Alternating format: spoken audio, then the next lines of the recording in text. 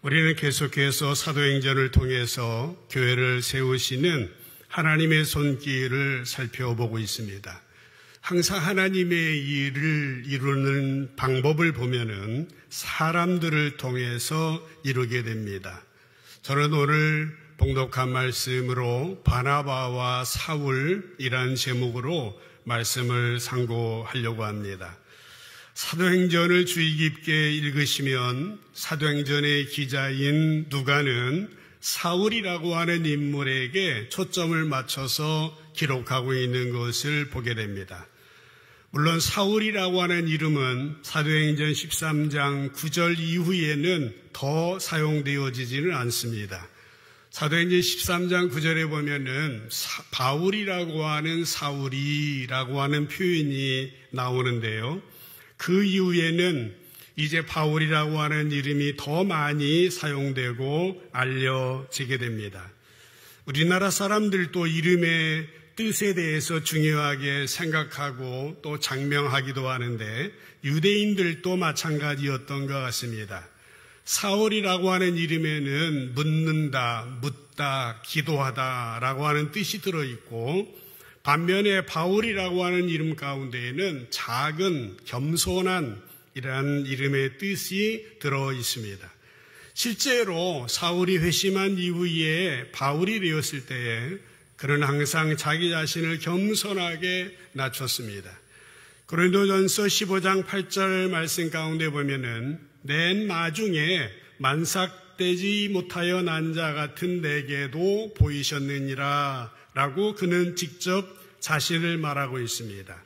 만삭되지 못하여 난 자다라고 하는 것입니다. 조사나라고 하는 겁니다. 다리 차지 못해서 난 자를 가리키는 말로서 자기를 낮추는 겸손한 표현입니다. 사울은 또 아주 극적인 드라마틱한 방법으로 예수님을 만나게 됩니다. 물론 그가 예수님이 살아계실 때에 직접 대면했다고 하는 증거는 없습니다. 그러나 시기적으로 볼 때에 예수님과 사울은 동시대의 사람인 것은 분명합니다. 갈라디아서 1장 14절에 보면은 내가 내 동족 중 여러 연갑자보다, 연갑자는 동년배, 또래라고 하는 말입니다. 지나치게 유대교를 믿어 내 조상의 전통에 대하여 더욱 열심히 있었다라고 하는 것입니다. 그는 같은 또래 유대인들보다도 더 열심히 유대교를 믿었고 유대교 외에 다른 진리가 없다고 생각했습니다. 그러다 보니 예수님의 제자들을 핍박하게 되었고 하나님의 교회를 박해하게 되었던 것입니다. 그는 또 많은 것을 가지고 누린 사람이었습니다. 혈통으로 보면은 히브리인 중에 히브리인이었고 바리새파 사람이었습니다. 지도층에 있는 사람이었습니다. 빌립보 3장 4절에 보면은 그는 이 세상에 누구보다도 육체를 신뢰할 만하다라고 말하고 있습니다. 나도 육체를 신뢰할 만하며 만일 누구든 다른 이가 육체를 신뢰할 것이 있는 줄로 생각하면 나는 더욱 그러하리니 라고 말하고 있습니다. 인간적인 조건을 많이 갖추고 요즘 말로 하면 스펙이 대단한 사람이었다라고 하는 겁니다. 사도행전 22장 28절에 보면은 천부장이 말합니다. 자기는 돈을 많이 들여서 이 로마 시민권을 얻었다 그러니까요. 바울은 뭐라고 말합니까? 나는 나면서부터다 라고 하는 것입니다. 그는 자존심이 있는 사람이었고 스펙이 갖춰져 있는 사람이었습니다. 그는 학문적으로도 뛰어난 사람이었어요. 사도행전 21장 37절에 보면은 바울을 데리고 영내로 들어가려고 할 때에 바울이 천부장에게 물어봅니다. 내가 당신에게 말할 수 있느냐? 이르되 내가 헬란말을 아느냐라고 말하는 것입니다. 사울은 유대인으로서 히브리 말이나 아람어 그리고 헬라어, 로마어를 통달하는 자유롭게 사용할 줄 아는 사람이었습니다. 특별히 그는 가말리엘이라고 하는 당시 유대사회에서 가장 존경받는 랍비의 제자였습니다. 사도행전 22장 3절에 보면은 나는 유대인으로 길리기아 다소에서 태어났고 이성에서 자라났는데 가말리엘이라고 하는 랍비 힐렐파의 아주 대단한, 요즘으로 말하면은 이태계 선생의 그 문중이다라고 자랑하는 것과 같습니다. 가말리엘 문화에서 우리 조상들의 율법에 엄한 교훈을 받았고 오늘 너의 모든 사람처럼 하나님께 대하여 열심히 있는 자다라고 그렇게 말하고 있습니다. 우리가 여기에서 한 가지 주목해 봐야 할 것은 이 가말리엘이라고 하는 사람의 면면입니다. 사울은 가말리엘의 제자입니다. 그러니까 사울의 스승이죠. 이 사람은요, 상당히 사회 지도층에 있는 사람이었고 소신이 있는 사람이었습니다. 특별히 그의 사고는 열린 사고를 가지고 있었고 진취적인 사고를 가지고 있는 사람이었습니다. 사도행전 5장에 보면은 그의 그 흔적이 나타나게 되는데 유대 공의회가 예수님 믿는 사람들, 제자들을 신문하는 일이 있었습니다. 이때 가말리엘이 하는 말 기억하시겠습니까? 그는 사람들에게 말합니다. 이 사람들, 예수 믿는 사람들을 함부로 해서는 안 됩니다. 어쩌면 하나님께서 이 사람들과 함께 하실지도 모릅니다. 라고 하는 당시로서는 소신 발언을 하고 있는 겁니다. 보죠. 5장 34절에 보면은 바리새인 가말리엘은 율법 교사로 모든 백성에게 존경을 받는데 공회 중에 일어나서 명합니다. 사도들을 잠깐 밖으로 나가도록 하고요. 35절에 말해요. 이스라엘 사람들아, 너희가 이 사람들에 대하여 어떻게 하려는지 조심해야 된다. 예수 믿는 사람들을 함부로 다루면 안 된다. 38절 39절에 보면은 이제 내가 너희들에게 말한다. 이 사람들을, 예수 믿는 사람들을 상관하지 말고 터치하지 말고 내버려 두라. 그들의 사상, 그들의 소행이 만약 사람으로부터 났다면 무너질 것이지만은 만일 하나님께로부터 났다면 너희가 그들을 무너뜨릴 수 없을 것이요 도리어 하나님을 대적하는 자가 될지 모른다라고 이 당시로서는 놀라운 이야기를 하는 거예요. 가말리엘이 이렇게 말하니까 공회위원들이 40절에 보니까 그들이 그 말을 옳게 여겨 사도들을 불러가지고 겁줍니다. 채찍질해서 예수 이름으로 말하지 말라고 놓아 주었습니다마는 사도들은 41절에 보면은 예수의 이름을 위하여 능욕받는 일에 합당한 자로 여기심을 기뻐하면서 공회 앞을 떠났다라고 기록이 되어 있습니다. 사울이 아마 이런 가말리엘이라고 하는 스승의 영향을 받지 않았을까? 열린 사고를 가지고 있었고 진취적인 사고를 가지고 있었고 창의적인 그런 사고를 가지고 있는 사람이었을 것이다 라고 하는 생각을 하게 됩니다. 나중에요, 사울이 회심한 이후에 이런 고백을 한 적이 있습니다. 여러분도 잘 아시는 빌립보서 3장 7절 8절에 보면은 무엇이든지 내게 유익하던 것을 그리스도를 위하여 다 해로 여겼고 8절에 모든 것을 해로 여긴 것은 내 주 그리스도 예수를 아는 지식이 가장 고상하기 때문입니다. 내가 그를 위하여, 예수를 위하여 모든 것을 잃어버리고 배설물로 여긴 것은 그리스도를 얻기 위함입니다 라고 말하였다고 하는 겁니다. 사울은 자기가 가지고 있던 자기에게 유익하게 하던 특권들을 해로 여기고 포기했고요. 그의 성공을 보장해 주리라고 믿었던 것들을 배선물놀처럼 가치 없는 쓰레기로 여겼다라고 하는 거예요. 이것이 예수님 만난 이후 사울에게 일어난 변화였다라고 하는 것입니다. 여러분, 이 이야기를 들으면서 혹시 마음에 부담이 되지는 않으십니까? 예수님을 잘 믿으려면은 내가 가지고 있는 것을 포기해야 되는가라고 하는 생각 때문입니다. 그런데요, 사울의 모습을 그 후로 쭉 살펴보십시오. 그가 버렸다고 하는 로마 시민권은 결국 복음을 전하기 위하여 요긴하게 사용되었고요. 그가 알고 있었던, 그가 그 소통했던 모국어처럼 사용했던 그 히브리어나 헬라어나 로마어도 그가 위험에 처해 있을 때에 그의 목숨을 구하는 도구가 되었고 변론의 도구가 될 수 있었던 것이죠.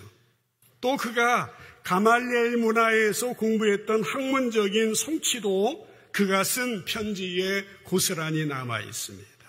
특별히 로마서 같은 성경은 얼마나 논리적이고 체계적인 책인지 모릅니다. 그가 버렸다고 했던 모든 것들이 복음을 전파하는 일에, 주님의 일을 하는 데에 요긴하게 사용되었다라고 하는 것입니다. 예수님 만나기 이전에는 자기를 위해서, 자기 성공을 위해서, 자기 유익을 위해서 사용되어졌던 것들이지만은 예수님 만난 이후에는 복음을 위해서, 예수님을 위해서 필요한 도구가 되었다라고 하는 의미입니다. 목적이 바뀌었습니다. 우선순위가 바뀌었다라고 하는 것입니다. 이것이 바로 사울의 변화를 통하여서 우리가 알 수 있는 것입니다. 사도행전 9장에 보면은 사울이 극적으로 예수님을 만난 회심의 이야기가 나오는데 그 이후에도 두 번 더 그의 회심에 관한 이야기가 나옵니다. 예수님의 제자를 잡기 위해서 사울은 대제사장의 공문을 가지고 다메섹으로 가는 중에 이제 부활하신 예수님을 극적으로 만나게 됩니다. 다메섹은 여러분 아시죠? 요즘 지명으로는 다마스커스입니다. 시리아라고 하는 나라의 수도로 알고 있습니다.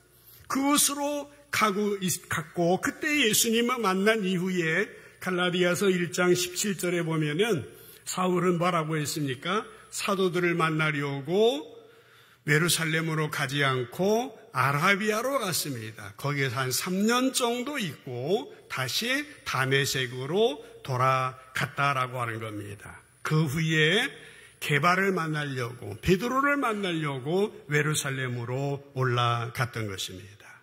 그런데 이때 예루살렘 교회 사람들의 반응이 어떠했습니까? 우리가 읽은 본문 말씀 첫 절입니다. 26절에 보면은요, 사울이 예루살렘에 가서 제자들을 사귀려고 하니까 어떻게 합니까? 두려워해요.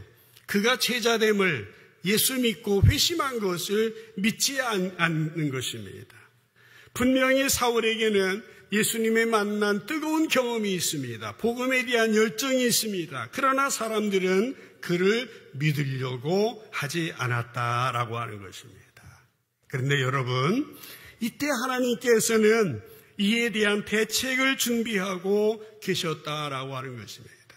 하나님은 사울을 통해서도 일하시지만은 사울의 역할을 감당하도록 한 사람을 준비하고 계셨는데 그 사람의 이름이 27절에 나오고 있습니다. 바나바가 사울을 데리고 사도들에게 가서 그가 길에서 어떻게 예수님을 보았는지, 예수님이 그에게 하신 말과 다메섹에서 그가 어떻게 예수의 이름으로 담대히 말했는지를 전하니라 라고 말씀하고 있는 것입니다. 이렇게 사울의 사역을 위해서 하나님께서는 바나바라고 하는 사람을 준비하셨다라고 하는 겁니다. 사도행전 4장 36절에 보면은 이 바나바라는 사람이 자세히 설명이 나와 있습니다. 구브로에서 난 레위족 사람이 있는데, 구브로는 어디입니까? 요즘으로 키프로스 섬입니다. 사이프러스 섬이죠. 레위족 출신입니다. 이름은 요셉이었는데요, 사도들이 별명을 붙여주었습니다. 바나바라. 바는 아들이라는 뜻입니다. 위로의 아들. 전에 개혁성경에는 권위자라고 되어 있었습니다. 권면하고 위로하는 사람 바나바를 하나님이 준비하고 계셨습니다. 사람들이 꼭 이름처럼 되는 건 아니지만은 그의 위로의 아들, 권위자라고 하는 그 이름을 통해서 그의 인품을 엿볼 수가 있습니다. 사도행전의 기자인 누가는 사도행전 11장 24절에서 위로의 아들 바나바에 대한 설명을 하고 있습니다. 그는 어떤 사람이에요? 착한 사람입니다. 그리고 성령과 믿음이 충만한 사람이에요. 그러다 보니 큰 무리가 주님께로 더하여졌다라고 하는 것입니다. 여러분, 이 구절을 읽으면서 어떤 생각이 드십니까? 저는 찔리는 부분들이 있었습니다. 오늘날 우리 주변에 성령과 믿음이 충만한 사람을 착한 사람이라고 평가하는 경우는 그렇게 많지 않은 것 같습니다. 오히려 저 사람은 믿음이 좋은데, 저 사람은 성령 받은 것 같은데 평이 안 좋은 것 같다. 저 사람은 믿음이 좋은 것 같은데 어쩐지 가까이 하기가 어렵다라고 하는 경우가 많이 있는 것 같습니까? 저의 오해입니까? 저의 편견입니까? 주님이 원하시는 것은 착한 사람이면서도 성령과 믿음이 충만한 사람인 겁니다. 이런 사람들을 통하여 큰 무리가 주께로 더해지게 되었다라고 하는 것입니다. 사랑하는 성도 여러분, 하나님께서는요, 하나님 나라 확장을 위해서 사울만 준비하신 것이 아니라, 가말리엘만 준비하신 것이 아니라 또 한 사람, 착한 사람을 준비하셨어요. 신뢰할 수 있는 사람, 믿음이 좋은 성령 충만한 사람 바나바를 준비하고 계셨고, 그 이후의 순간순간마다 사울은 바나바와 만남을 갖게 되어지는 것입니다. 바나바는 뭐라고 했습니까? 사도들에게 인정을 받지 못하고 있는 사울을 데리고 사도들을 만나게 해줍니다. 그리고 사울의 회심이 진실이었다는 사실에 대하여서 증인이 되어주고 추천해 줬다라고 하는 것입니다. 여러분, 바나바의 이 추천의 말은요, 예루살렘 교회에 대단히 중요한 역할을 했습니다. 바나바는 예루살렘의 사도들이 사울의 회심을 믿지 않을 때에 사울의 회심을 보증해 주었고 추천해 주었습니다. 사람들은 사울에 대하여서 의심하고 있었고 두려워하고 있었지만은 그를 소개해 주는 바나바의 됨됨이를 보고, 바나바의 인격을 보고 사울의 회심을 믿고 받아들여 주었다라고 하는 것이에요.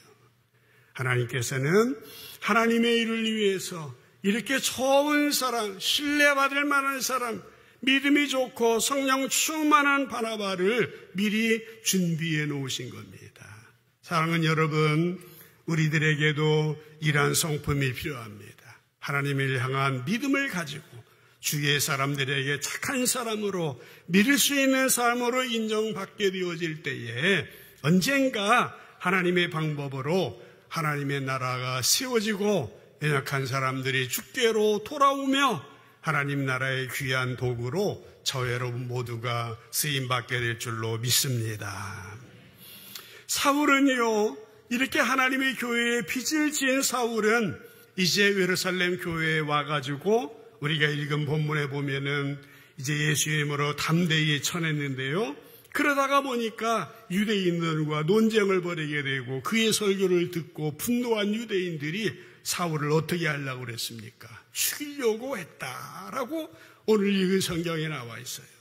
그래서 30절에 보면은 이제 제자들이 이 사실을 알고, 형제들이 이 사실을 알고 가이사라로 사울을 데리고 내려가서 고향으로 다소로 돌려보내게 되어지는 것입니다. 거기 가서 피신하고 있으라고, 은둔 생활하고 있으라고. 그런데 사울이 지금 고향으로 돌아왔습니다. 숨어 있습니다. 당장에는 안전하게 생명을 부지할 수는 있었지만은 언제까지 이렇게 숨어 있을 수는 없었습니다. 그의 마음 가운데에는 복음을 향한 열정이 불타오르고 있었던 것이죠. 이때 하나님께서는요, 다시 바나바를 통해서 다소에 있는 사울을 불러내게 하셨던 것입니다. 사도행전 11장 25절에 보면은 바나바가 사울을 찾으러 사울의 고향인 다소에 가서 사울을 데리고 수리의 안디옥으로 오게 되어지는 것입니다. 하나님은 사울의 인생의 고비고비마다 바나바를 보내주시고 사울의 길을 인도해 주셨습니다. 그렇습니다. 하나님은 이렇게 우리의 인생 길도 인도하시는 분입니다. 사울의 인생 길을 예비하시는 것처럼요, 우리의 앞길이 막막할 때가 있어요. 우리가 하는 일이 절망적일 때가 있습니다. 그러나 우리는 어떻게 됩니까? 이런 때에도 기다릴 줄 알아야 됩니다. 이럴 때에도 인내할 줄 알아야 됩니다. 이런 때에도 참을 수 있어야 됩니다. 왜? 하나님의 때에 하나님의 방법으로 하나님의 보내시는 사람이 있기 때문에 사울에게는 지금 바나바였습니다. 이 바나바를 기다려야 했다라고 하는 것입니다. 잠언 16장 1절 말씀에 보면은 사람의 마음의 경영은 사람에게 있지만은 말의 응답은 여호와께로부터 나온다라고 말씀을 하고 있습니다. 마음의 계획은 사람이 세울 수 있지만요, 그 일을 이루시는 분은 하나님이시다라고 하는 것입니다. 우리는 하나님께서 내 길을 어떻게 인도하시는지에 대하여서 민감해야 됩니다. 우리는 하나님께서 내 길에 대하여서 어떻게 인도하시는지 하나님이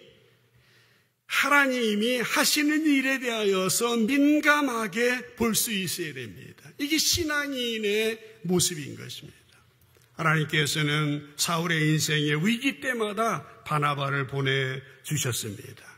이때쯤에 그 안디옥 교회에 어떤 일이 일어나게 됩니까? 예루살렘에서 스데반 집사가 박해받고 스데반의 일이 인하여서 이제 사도들 빼놓고 다 흩어지지 않습니까? 흩어진 사람들이 이것저것 가다가 이 안디옥, 수리 안디옥까지 오게 되었어요. 그 사람들은 피신 중에 있지만은 이제 유대인들을 찾아다니면서 예수님의 복음을 전하게 되는 것입니다. 언제부터인지 정체불명의 그리스도인들이 안디옥 교회에 들어와서 복음을 전하고 있는 것입니다. 이 사람들이 어떤 사람인지, 정체가 무엇인지, 구브로에서 왔다, 구레네에서 왔다, 소문만 자자하지. 그래서 안디옥 교회에 많은 디아스포라들이 모이게 된 거예요.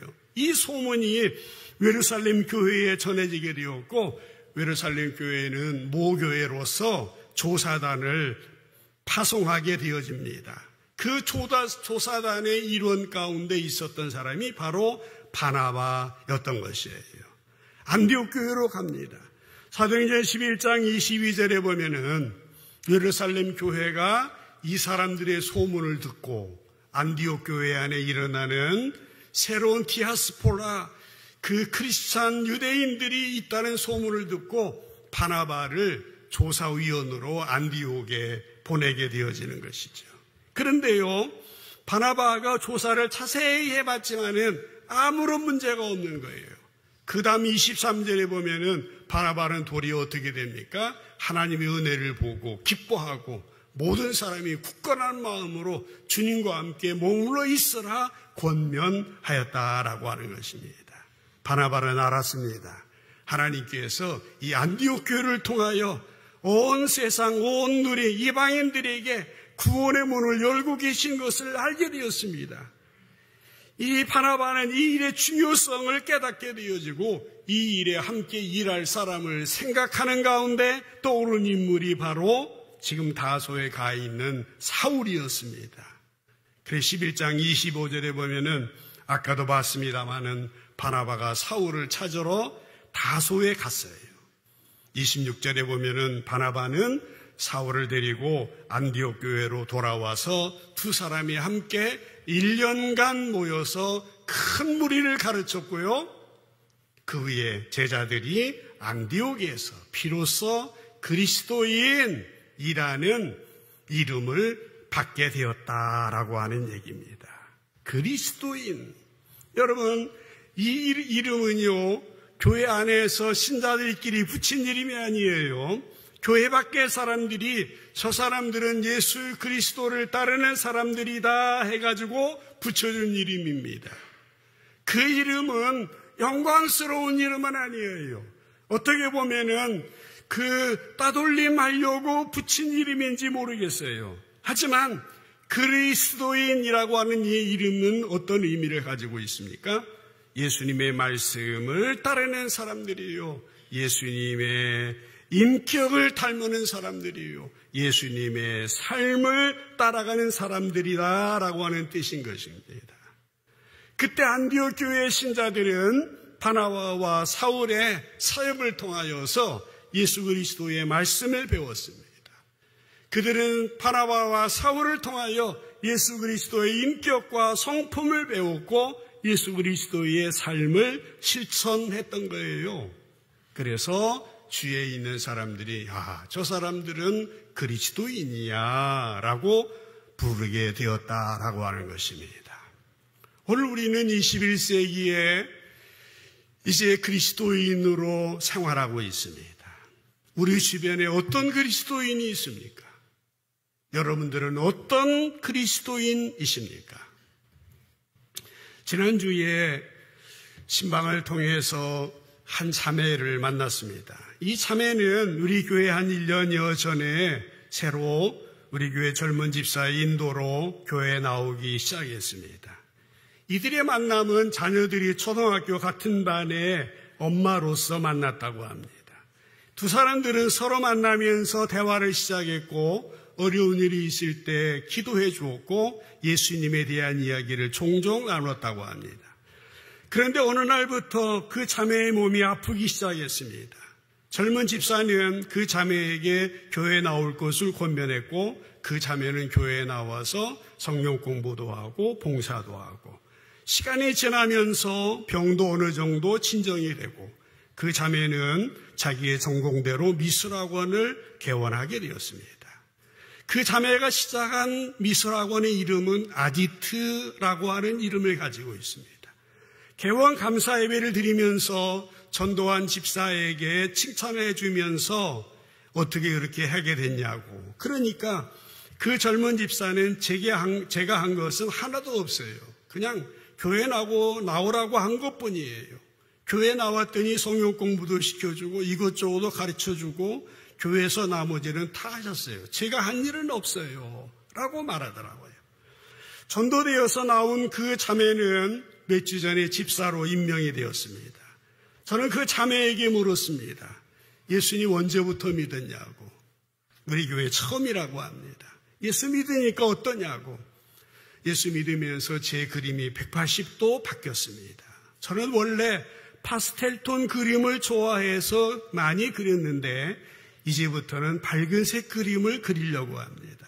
그 자매는 아프던 기간 동안 자기 방 안에 들어가서 자기가 그린 그림을 보았는데 기분이 좋아지지 않더라고 합니다. 더 침울해지기도 하고 어두워지는 기분이었더라고 합니다. 그런데 밝은색 그림을 가지고 보니까 소망이 생기고 의욕이 생기고 힘이 생기더라고 합니다. 그래서 거실에 걸려있던 모든 그림을 내려놓고 밝은 그림으로 바꾸었다고 합니다. 그 자매가 시작한 학원의 색깔은 상징색은 노란색이라고 합니다. 평소에 꽃그림을 많이 그리는데 앞으로는 노란색, 밝은색 그림을 그리려고 합니다. 저는 예수님 믿고 교회에 나오게 되면서 그림 그리는 것도 완전히 바뀌었습니다. 라고 고백하는 것을 들었습니다. 그 자매는 9월 달에 전시회도 한다고 계획하고 있습니다. 함께 참여했던 우리 모두는 사랑하는 집사님이 완전히 치유되기를 위해서 기도했고 학원에 나오는 어린아이들에게 선한 영향력을 끼치고 만나는 모든 학부모들에게 이제 주님의 사랑을 전하는 사람이 되어지도록 정말 진정한 그리스도인이 되도록 기도하였습니다. 하나님께서 하나님의 방법으로 약하지만 강하다 이루어 주실 줄로 믿습니다. 주님의 일은 특별한 일이 아니에요. 주님의 이름은 엄청난 일이 아닙니다.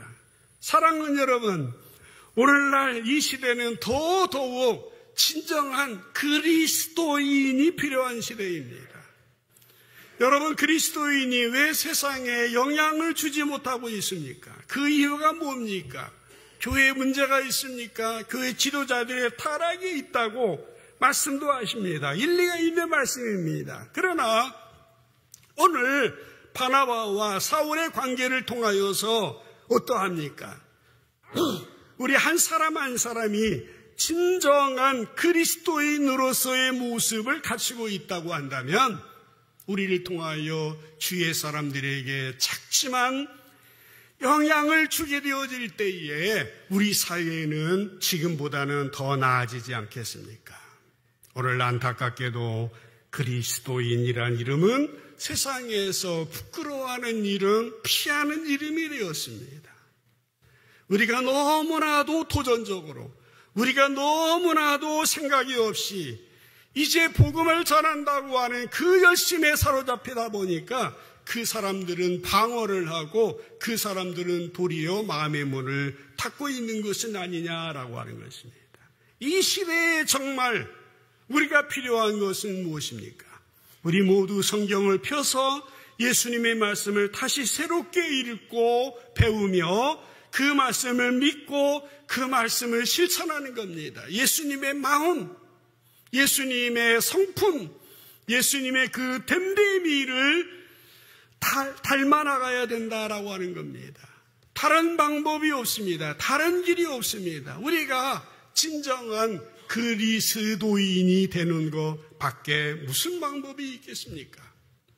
오늘 우리는 바나바와 사울을 생각해 보았습니다.